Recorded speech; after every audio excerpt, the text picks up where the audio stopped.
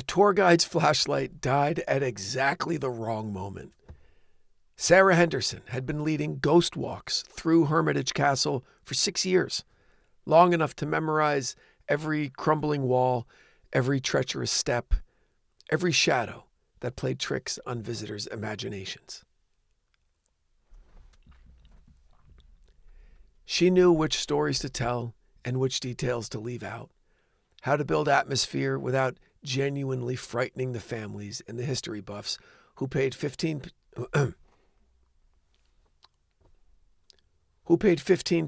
to hear about Scotland's most haunted castle. But tonight was different. Tonight, her usual group of 12 had dwindled to 3 as the evening progressed. Couples claiming sudden headaches, children insisting they heard whispers from empty chambers, a retired professor who'd simply walked away mid-sentence, muttering about academic responsibility and about some research being too dangerous to pursue.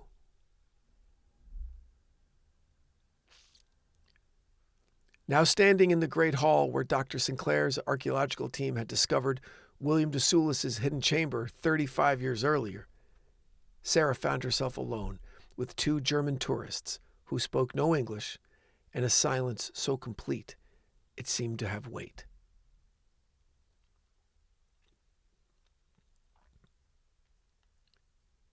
The flashlight flickered once, twice, and then died completely. In the darkness, something that had been waiting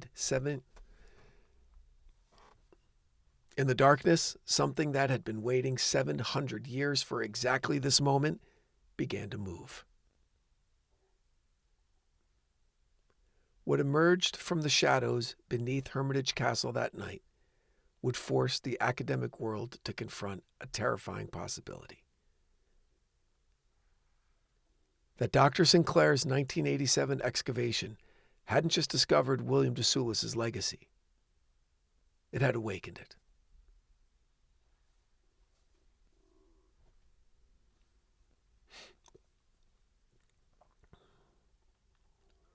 Welcome back to The Devil Within. You're listening to The Castle of the Damned, Episode 2, The Modern Awakening. Today we follow the aftermath of Dr. Sinclair's archaeological discovery, the price paid by modern investigators who dared to study William de Soulis' supernatural experiments, and the mounting evidence that some medieval bargains are designed to span centuries. Before we get started, if you enjoy this type of content, please make sure that you're following The Devil Within wherever you get your podcasts and check out our YouTube channel. I'd appreciate you liking and following the show, maybe sharing it with a friend. Everything helps the algorithm, and it allows shows like this to keep alive. And it allows independent networks like mine to stay in the game.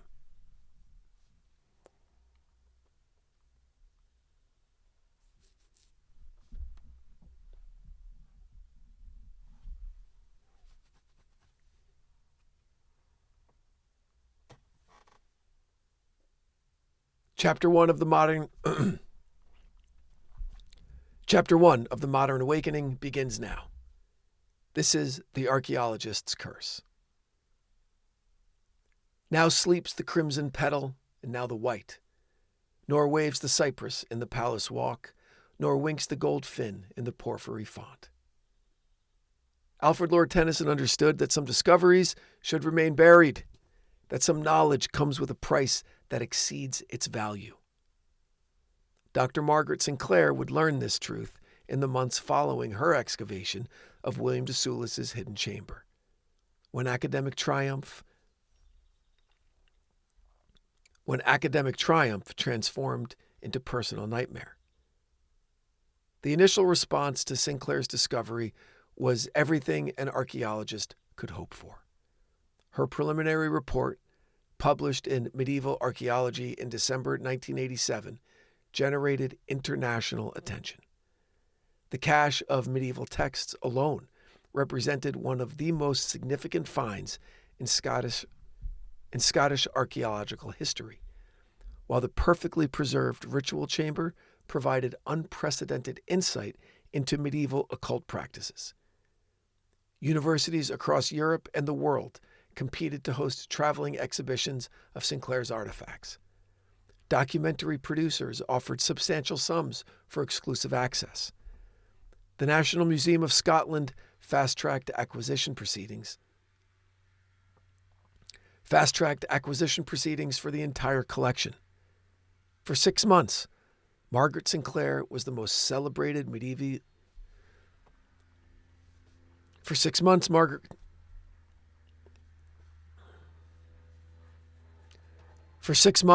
Sinclair was the most celebrated medieval archaeologist in Britain.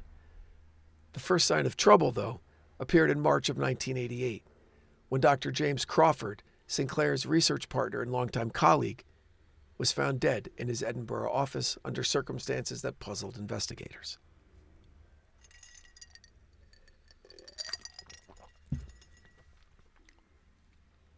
Crawford had been transcribing William de Soulis' journals, working to decode the mysterious scripts that comprised nearly half of the medieval texts.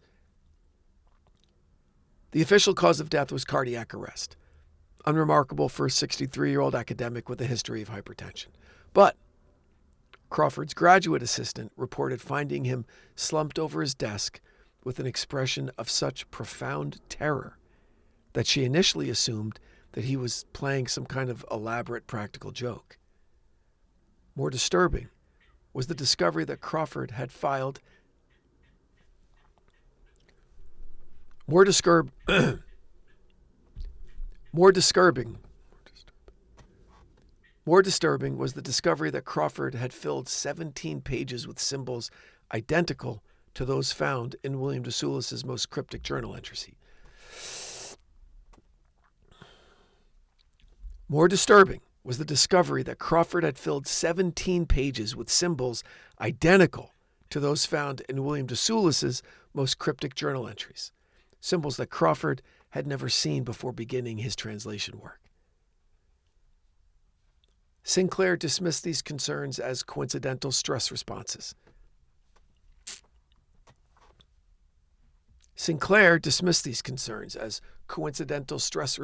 To working with disturbing medieval content. But Crawford's death marked the beginning of a pattern that would destroy her career and ultimately claim her life. Dr. Elena Vasquez, the linguist brought in to replace Crawford, lasted 3 weeks before suffering what psychiatrists termed a, quote, complete dissociative break. Vasquez, who had previously specialized in medieval Latin transcripts without any, psychological difficulties, began experiencing episodes where she claimed to be speaking with William de Soulis directly. During these episodes, witnessed by multiple colleagues, Vasquez would converse in medieval Scots with an invisible presence, providing historically accurate information about 14th century border politics that she had no way of knowing. When Vasquez was hospitalized following an incident where she attempted to perform what appeared to be a ritual summoning in the university library, Sinclair faced pressure to suspend the translation project. Instead, she decided to continue the work herself, convinced that her own archaeological training would protect her from whatever psychological pressures had affected her fallen colleagues. Sinclair's personal journal, discovered after her death in 1991, documents the gradual deterioration of a brilliant academic mind under supernatural assault.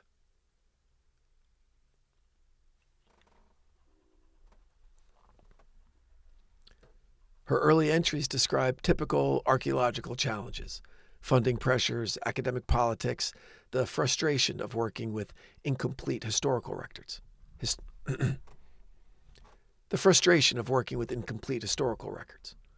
But by October of '88, her writing reveals disturbing changes in both her thought processes and her perception of reality. Quote, "These texts are more coherent than I initially realized. What appeared to be random symbols are actually a sophisticated system for recording supernatural experiences." William de Soulis wasn't just documenting his experiments, he was creating an instruction manual for others who might wish to follow his path." End quote. She continued, "I'm beginning to understand why Crawford and Vasquez experienced such difficulties. The journals aren't merely historical documents. They're active instruments designed to influence anyone who reads them." They're active instruments designed to influence anyone who reads them. But knowledge of their purpose provides protection. I can study William's work without falling victim to his manipulations. End quote. By December of 1988, Sinclair's journal entries suggest that her protection was proving inadequate. "The teacher speaks to me now," she wrote, "just as it spoke to William 6 centuries ago. But I have advantages that William lacked: modern psychological understanding, scientific methodology, academic objectivity. I can engage with supernatural entities as a researcher rather than a supplicant. The partnership that William found so appealing is being offered to me as well," she wrote. "The teacher claims to have learned from its experience with medieval minds and can now provide modern consciousness with benefits that William never imagined. Knowledge spanning millennia, access to information that could revolutionize archaeology, history, anthropology." She was gushing. Sinclair's colleagues reported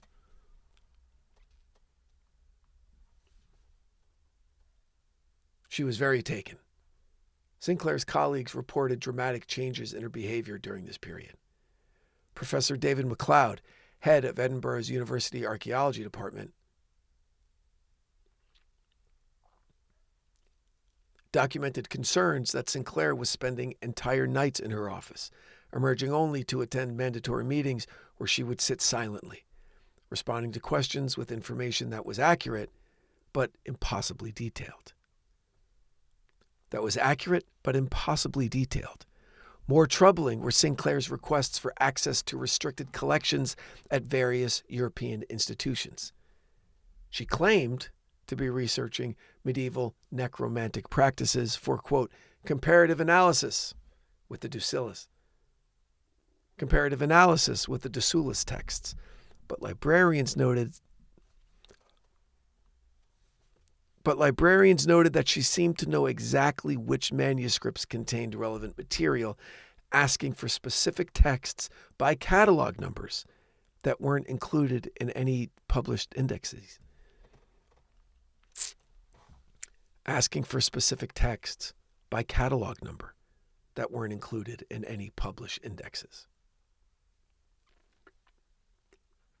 Chapter 5. The Price of Modern Partnership. "Come into the garden, Maud, for the black bat night has flown." Come into the garden, Maud, for the black bat night has flown. Tennyson wrote of night bringing revelations that daylight conceals, of darkness enabling encounters that rational minds would reject. Margaret Sinclair's final months demonstrate how easily academic curiosity can become spiritual vulnerability when the subject of study actively participates in the research process. By 1989, Sinclair had achieved what she believed was unprecedented success in her supernatural research. Her translations of William de Soulis' journals provided detailed documentation of medieval necromantic practices, while her growing relationship with the entity identified as the teacher offered insights into supernatural reality that no previous scholar had obtained. Sinclair's journal entries from this period reveal a mind convinced that she had revolutionized the academic study of medieval occultism. She wrote, "Traditional archaeology studies the remains of dead civilizations, but I'm conducting interviews with witnesses who lived through the events I'm researching. The teacher provides first-hand accounts of medieval supernatural practices, explains the historical context that conventional sources omit, clarifies the true motivations behind William de Soulis' experiment." and clarifies the true motivations behind William de Soulis' experiments. The partnership being offered to me is fundamentally different from William's arrangement.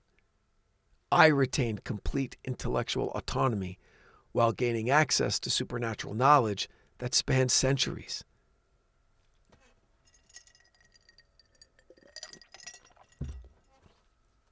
The teacher respects academic methodology and provides information that can be verified through conventional historical research. But Sinclair's research was producing results that her colleagues found, let's say, increasingly disturbing.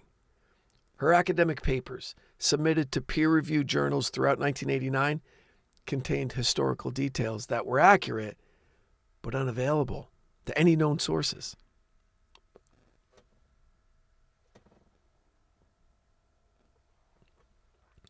When pressed to explain her research methodology, Sinclair would claim to have discovered, quote, previously unknown documentary evidence that she was not yet ready to reveal for security reasons. More troubling were the changes in Sinclair's physical appearance and behavior.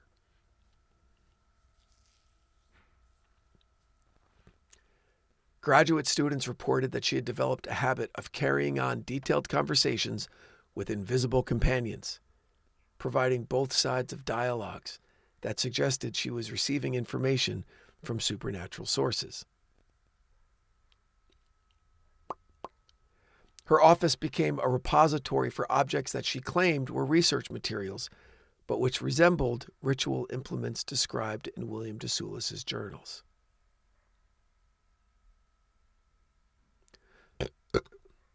Professor MacLeod's attempts to intervene escalated when Sinclair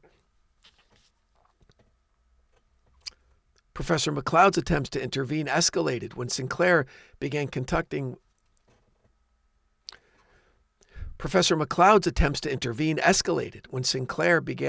what she called experimental archaeology, practical tests of the supernatural techniques described in those medieval texts.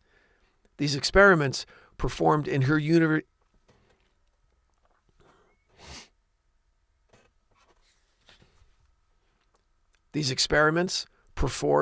university office after hours involved the burning of substances that triggered fire alarms and produced smoke with properties that MacLeod described as psychoactive and deeply unsettling.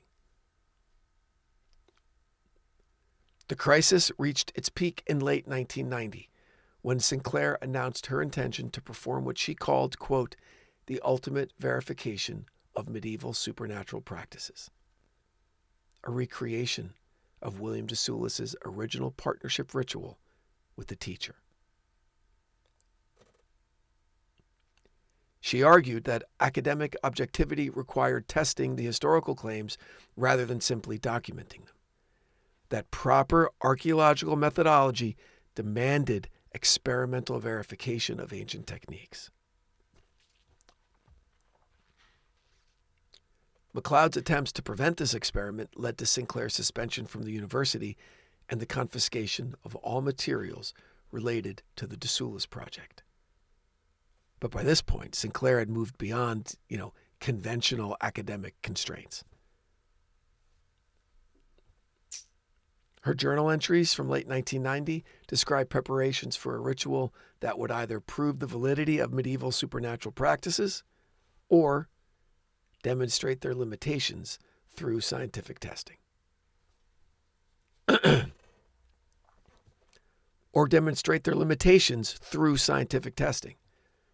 She wrote, William de Soulis failed because he approached the partnership from a position of weakness and superstition. I have advantages that he lacked: modern psychological understanding, scientific methodology, academic training in critical thinking. I can engage with supernatural forces as an equal rather than a supplicant. The teacher has waited 7 centuries for a consciousness capable of true partnership. William was merely a preliminary experiment, a medieval mind that served as a testing ground for techniques that would eventually be applied to a more sophisticated for techniques that would eventually be applied to more sophisticated subjects. I'm the culmination of the teacher's long-term planning. Sinclair's final journal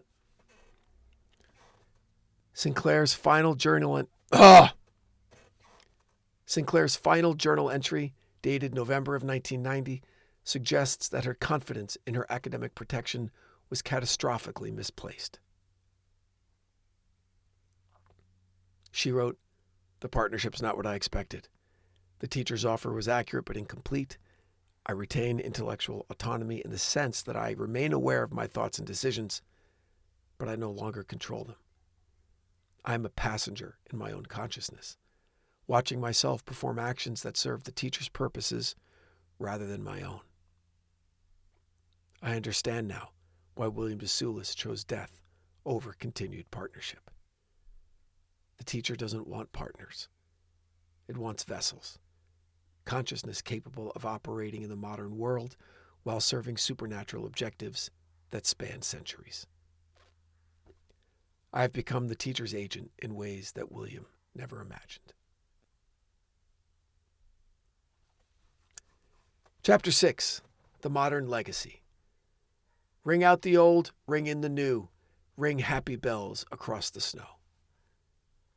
Margaret Sinclair was found dead in her Edinburgh flat on November 15, 1990, under circumstances that official reports attributed to self-inflicted injuries consistent with ritual suicide.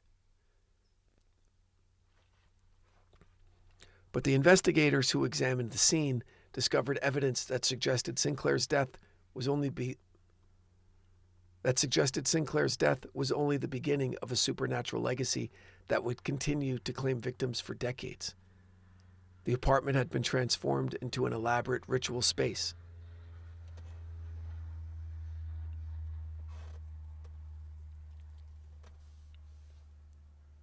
With symbols carved into every available surface and arrangements of objects that corresponded to diagrams found in William de Soulis' medieval journals. Most disturbing was the discovery of a lead-lined chamber in the basement, clearly modeled on the containment system used to seal William de Soulis 7 centuries earlier. Unlike William's situation, however, Sinclair's death did not result in supernatural containment. Forensic analysis suggested that the ritual arrangements in her apartment were not designed to bind supernatural entities, but to facilitate their transfer from one host to another. The teacher, it appeared, had learned from its experience with medieval consciousness and had developed more sophisticated techniques for maintaining its presence in the modern world.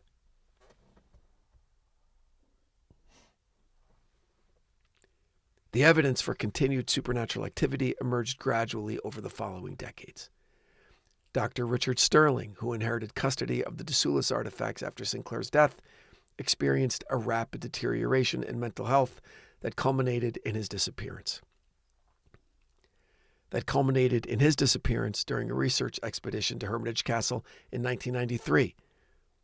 His abandoned car was found in the castle's parking area, but Sterling himself was never located, despite extensive searches.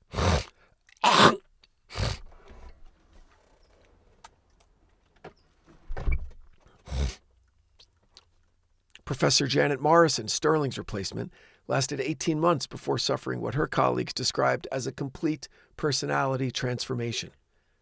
Morrison, previously known for her skeptical approach to supernatural claims, began advocating for increased academic study of medieval necromantic practices and established contact with individuals that she claimed were, quote, modern practitioners of William de Soulis' techniques.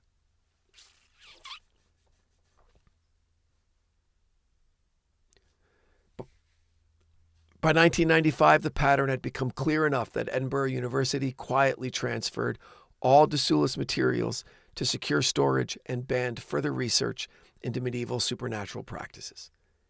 But the teacher's influence had already spread beyond academic circles through researchers who had gained access to Sinclair's work during her period of active collaboration.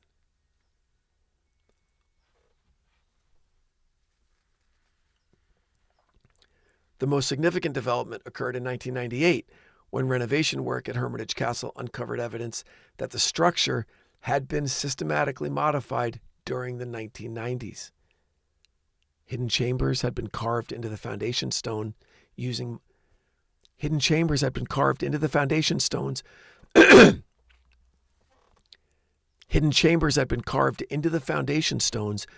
modern tools, creating ritual spaces that combined medieval supernatural techniques with contemporary technology. Historic Scotland conducted an investigation that revealed these modifications had been performed by individuals with detailed knowledge of both archaeological excavation techniques and medieval necromantic practices, knowledge that could only have come from studying Sinclair's research. The modification suggested that someone was using Hermitage Castle as a base for supernatural experiments that exceeded anything William de Soulis had ever attempted. Most troubling was the discovery that the lead coffin found in William de Soulis's original chamber was now empty. Whatever had been contained within that medieval tomb had been deliberately removed, apparently as part of a modern ritual designed to restore the teacher's full supernatural capabilities.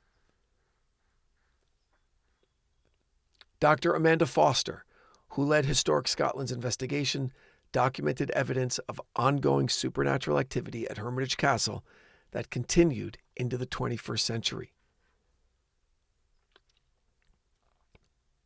Her reports describe phenomena that suggest the teacher has successfully adapted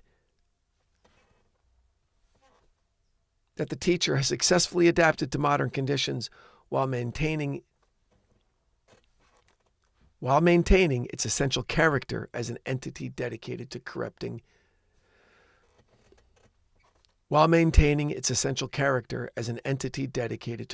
human consciousness through offers of forbidden knowledge.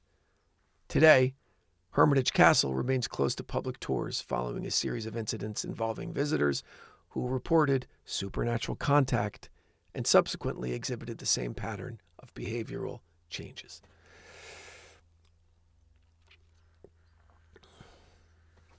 Today, Hermitage Castle remains closed to public tours following a series of incidents involving visitors who reported supernatural contact and subsequently exhibited the same pattern of behavioral changes documented in Sinclair's academic colleagues. The castle's current status as a restricted archaeological site reflects official recognition that some medieval legacies are too dangerous for public exposure. But the teacher's influence extends far beyond a single Scottish castle.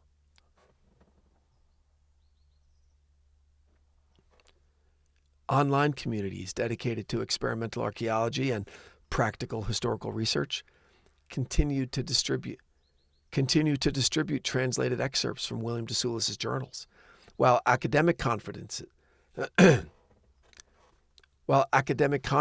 occasionally feature presentations on, quote, innovative approaches to medieval supernatural studies that echo Sinclair's final theoretical work.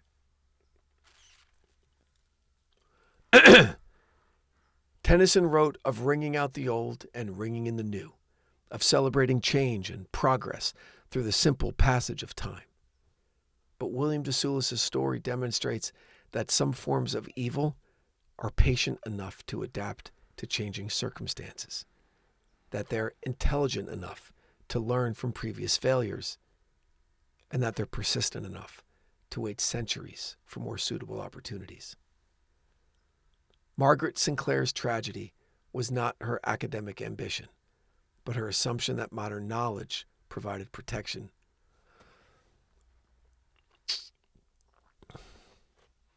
Margaret Sinclair's tragedy was not her academic ambition, but her assumption that modern knowledge provided protection against supernatural manipulation. Her confidence in scientific methodology and intellectual objectivity made her vulnerable to an entity that had spent 700 years learning how to exploit precisely those qualities. The teacher's patience allowed it to study human psychology across multiple generations, refining its approach until it could offer modern consciousness exactly what it most desired: knowledge, understanding, and the illusion of maintaining control while surrendering autonomy. The de Soulis legacy forces us to confront uncomfortable questions about the relationship between knowledge and wisdom, between academic freedom and spiritual responsibility. Can human beings safely study supernatural phenomena without becoming corrupted by the forces that they investigate? Are some forms of knowledge too dangerous for mortal minds to possess? And in our modern world, where information spreads instantly across global networks, how do we protect society from ideas that are designed not to inform, but to infect? The teacher's 7th century evolution from medieval partnership to modern academic collaboration suggests that supernatural evil adapts to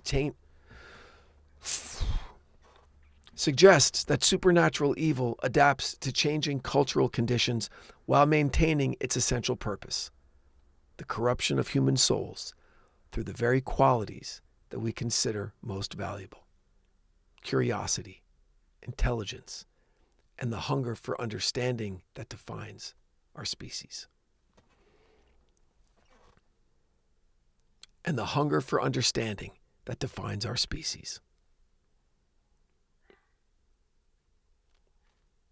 Next time on The Devil Within, we explore a modern exorcism case that challenges everything the Catholic Church thought it understood about demonic possession, where traditional ritual meets 21st century medical technology, and where the line between supernatural evil and psychological trauma dissolves entirely. Until then, remember, some knowledge comes with prices that exceed its value. Some discoveries should remain buried, and some forms of academic research require not just intellectual courage, but spiritual wisdom that our secular age has largely forgotten. Until next time, stay safe out there. The Devil Within is an EVO production recorded live at Bel Air Studios in Los Angeles, California. For The Devil Within, I'm your writer and host, Brandon Morgan.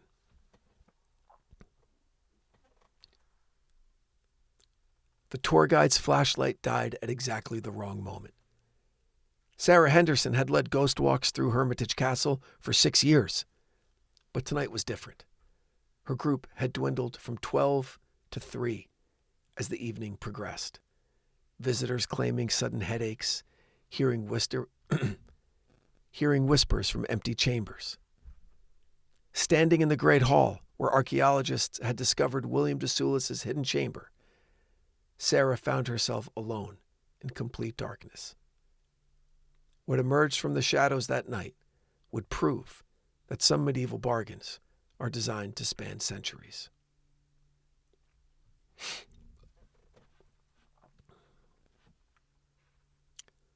Dr. Margaret Sinclair thought her archaeological training would protect her from whatever supernatural forces had destroyed her colleagues. "I can engage with supernatural entities as a researcher rather than a supplicant," she wrote. But the teacher had waited 700 years for a consciousness like hers, modern, educated, confident in scientific methodology. Her final journal entry: "I am a passenger in my own consciousness, watching myself perform actions that serve the teacher's purposes." Academic objectivity had become spiritual vulnerability.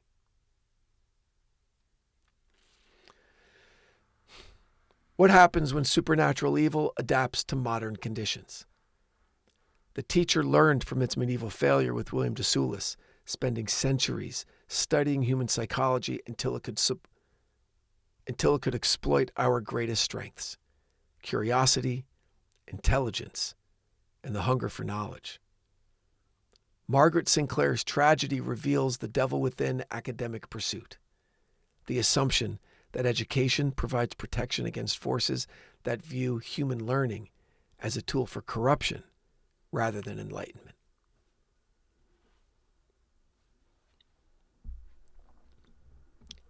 Tennyson wrote, "Ring out the old, ring in the new.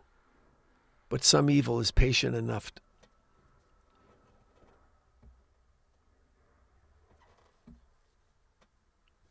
Tennyson wrote, "Ring out the old, ring in the new."